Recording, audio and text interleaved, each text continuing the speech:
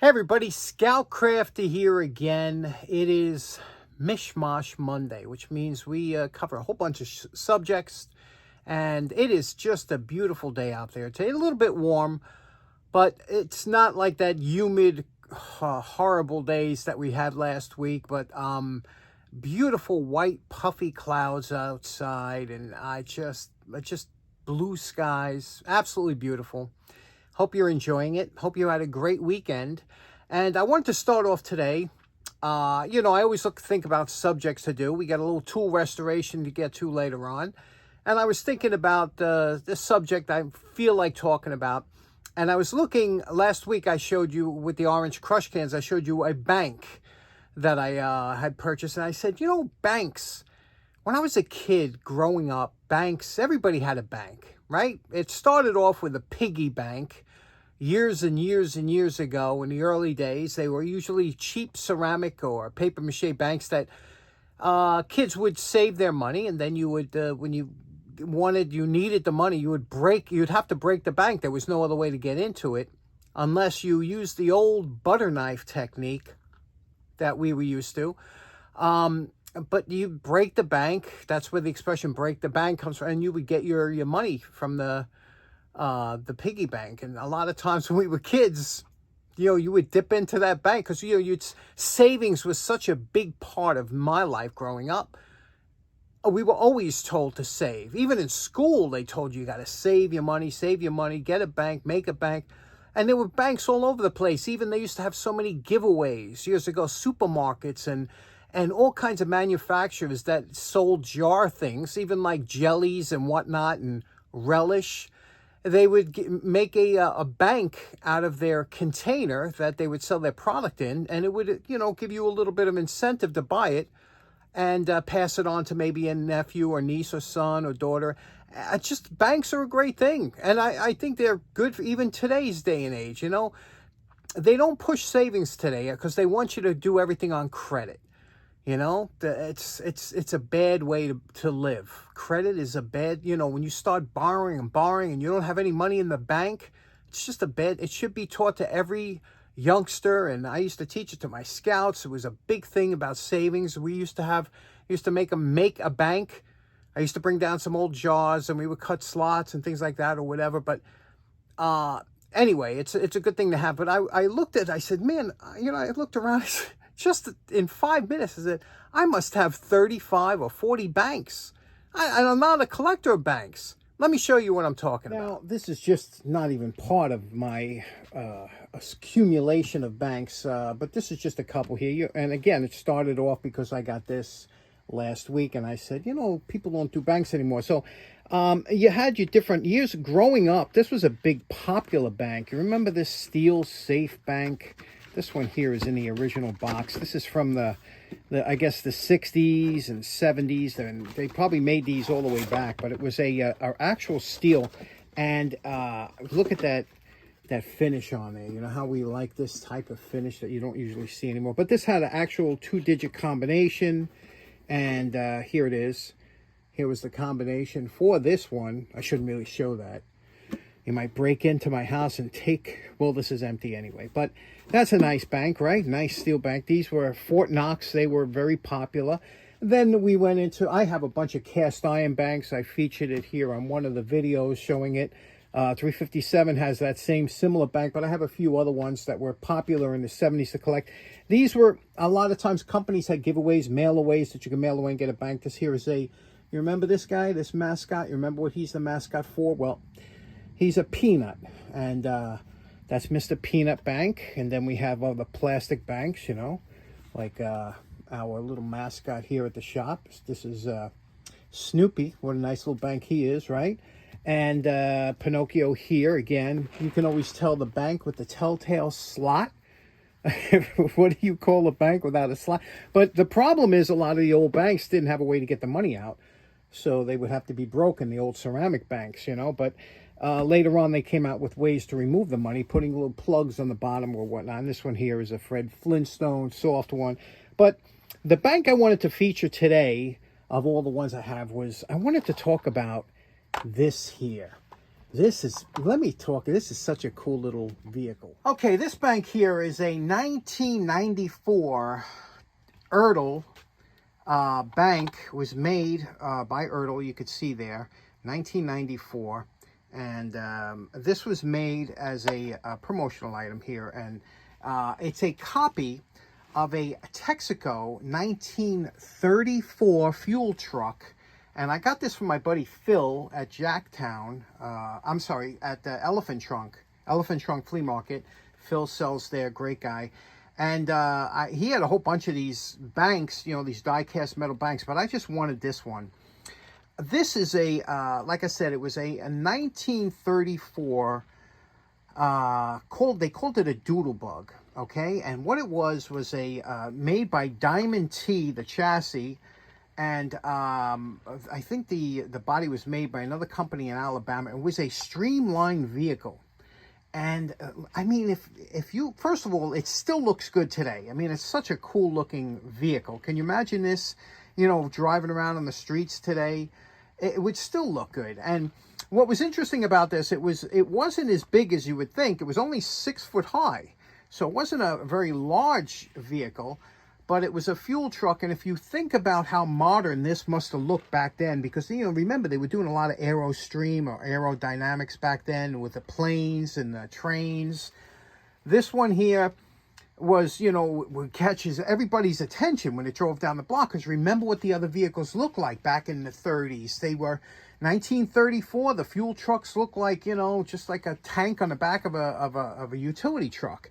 And this particular one really was so advanced for the time. It had a full curved glass windshield. Okay, that was very difficult to do. And they had that, and it was it had dual tandem wheels in the back, 2 up front. What a slick vehicle. You don't see these. They didn't make that many, and you don't see too many of these around today. In fact, I have never seen one in person. But just an interesting vehicle. So that's why I wanted this particular bank. I don't even know how you get this bank to get your change, but there's a little key, I guess, goes back there to unlock it. But interesting vehicle. And a pretty cool bank, because I love when they make something so close to detail. And it is very, very detailed. So that was a Texaco 1934 Doodlebug fuel tanker. Very interesting vehicle. Okay, next up, I was at Elephant's Trunk a while back, and I picked these 2 tools up, and I paid a lot of money for these. I'll tell you right now. You know, with all the good deals I get and everything, every once in a while you come across something, you spend a little bit more for whatever reason. And I'm going to show you what I picked up. Let's go with this one first. This is a pair of Peterson vice grips. Let me just take the price off here. Now, the price I paid $6 each for both of these. Now, that seems like a lot, because, you know, we do get lots, you get them cheap. But I have to tell you, I've been looking for a nice 10-inch vice grip, Peterson vice grip. This is one I bought when I was young. You know, when I bought this brand new when I was a kid, and this has served me. One of the best tools I ever bought in my life was this 7WR. I would recommend this for everybody. Again, this is a Peterson made in the USA vice grip. Here you could see it was out of Nebraska. And the Malcos they make are very good now. Because they're made at the same plant. But here's where the difference comes with a lot of these vice grips, especially the new ones they make today. The outside is similar, whatever, but the jaws, whatever steel they used, American steel back in the day, was almost indestructible. So when you use this and really clamp down on something, a nut or bolt, a hardened bolt, it doesn't deform the jaws.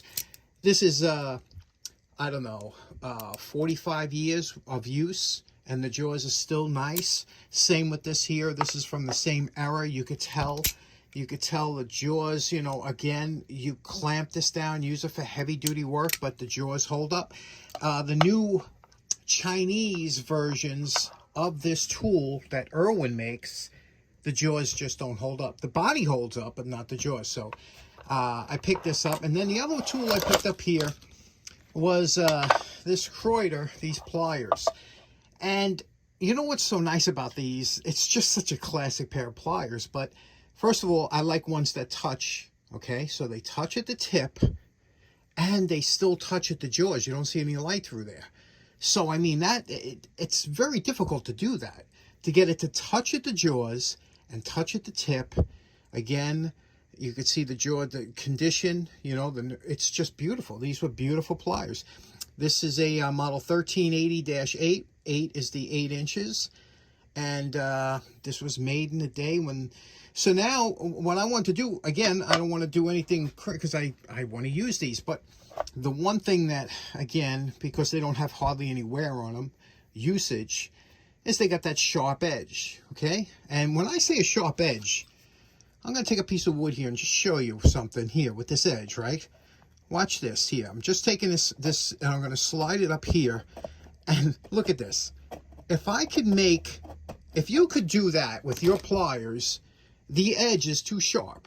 There's no reason to have that edge sharp. And as a machinist, the first thing a machinist does whenever they make anything is they take the edge off. Because, you know, this, if it can scrape wood, it can wind up, you know, cutting down, whatever. So I want to soften this out, but I want to keep all the original lines. See? And I just want to make this into a user pair, so I'm not going to put a full polish or anything, just clean it up. And I want to keep as much, we're missing a lot of the lettering, so we'll keep as much as we can.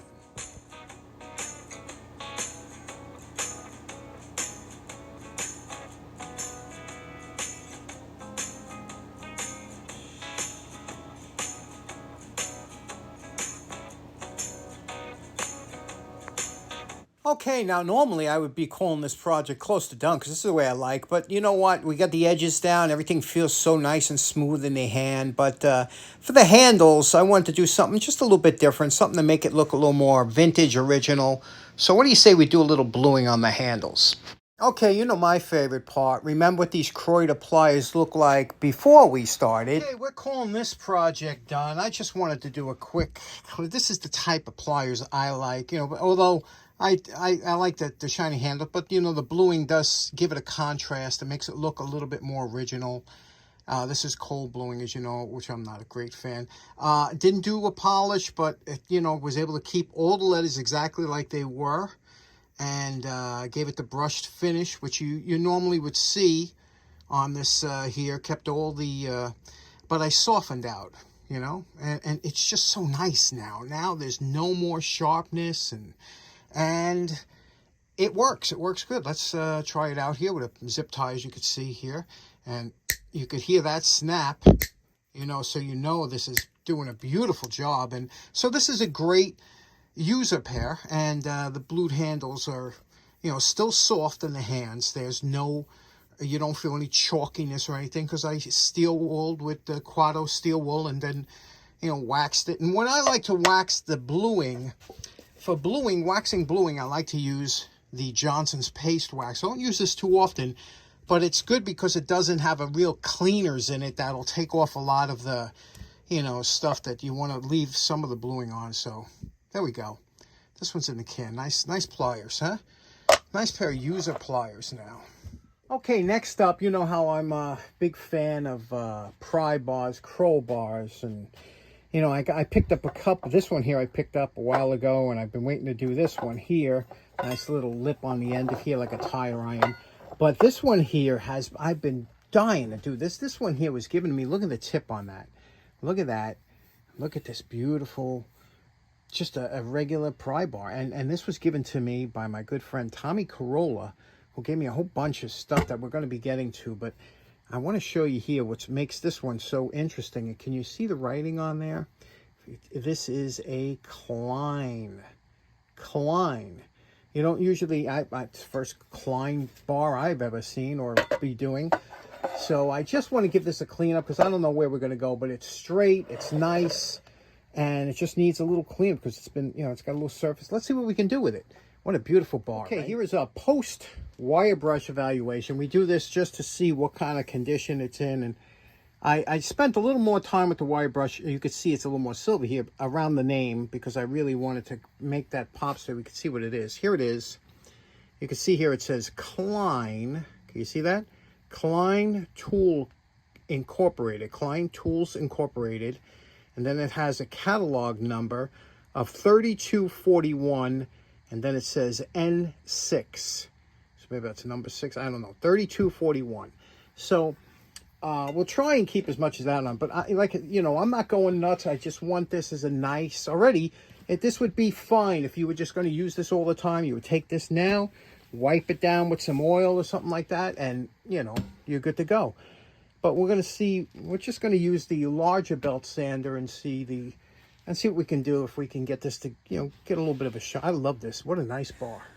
Okay, to start off, we're going a very aggressive belt. This is a 60 grit belt, and it will take off material quickly, and you can see, but it leaves a very rough finish. You can see that finish there. It's rough, but look how quickly it gets down to that finish. You let the belt do the work. You turn the bar as you're addressing the belt, and it just takes it right down right away. From there, all you have to do is get rid of the scratches.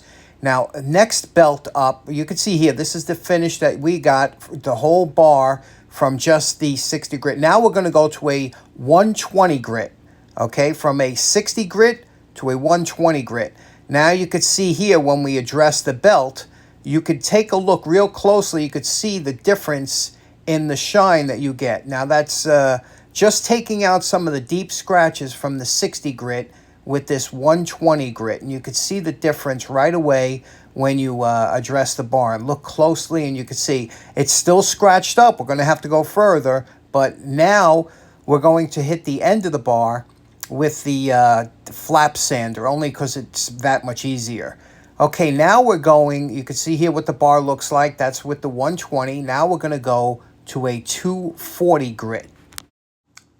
Now you can see when we hit the 240 grit, it's going to take out twice as many scratches as the 120. There you can see the difference right there. It's starting to look nice. Now this is what the whole bar looks like after doing it with the 240 grit. And again, it's very presentable. You can stop at any time, but now we're going to hit it with 400. This is the 400 belt. Again, we're taking out twice as many scratches as we did with the 240. Now look at it. You see, now we're starting to get that polishy shine that we like.